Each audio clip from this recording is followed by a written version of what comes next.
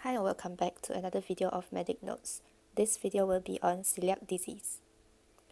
Celiac disease is a chronic immune disorder which is triggered by gluten ingestion, and it results in damage of the intestinal lining and causes diarrhea, fatigue, loss of weight, bloating, and anemia.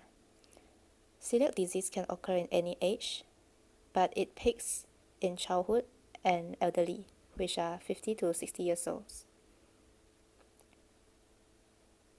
An individual who has celiac disease may present as these signs and symptoms, such as having stinking stools or steatorrhea, where there is a fatty stool, where they complain of difficult to flush the stool in the toilet because of the oily stool. They will have diarrhea.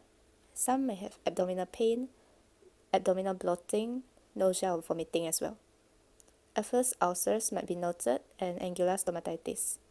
Other presentation include loss of weight, fatigue, weakness, or diagnosed with osteomalacia, and also in children, many of the cases they will have failure to thrive, where there is poor growth.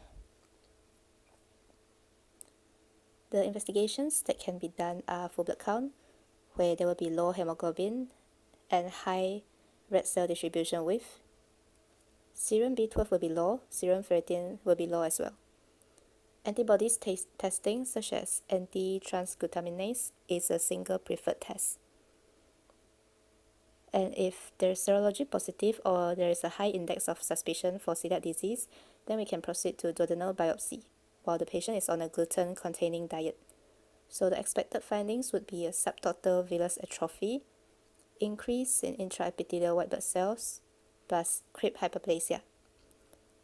So where there is persisting doubt, then other investigations that may help are HLA-DQ2 and DQ8 genotyping for celiac disease. The treatment for celiac disease will be more on the diet control, where the patient will need to have a lifelong gluten-free diet. Foods such as rice, soya, potatoes, and sugar are okay to be eaten, and limited consumption of oats may be tolerated in patients who have mild disease. We can also prescribe those patients with gluten-free biscuits, flour, bread, and pasta, and also monitor their response by their symptoms and repeating serology tests.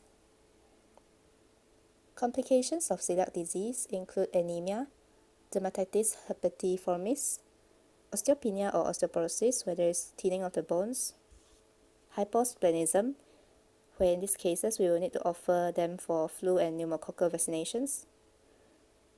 GI T-cell lymphoma is a rare complication, and we suspect for this complication if there is refractory symptoms or loss of weight. And they're also at a higher risk of malignancy, such as lymphoma, gastric CA, esophageal CA, or colon CA. And neuropathy is another complication as well. So that's all for this video. Thank you.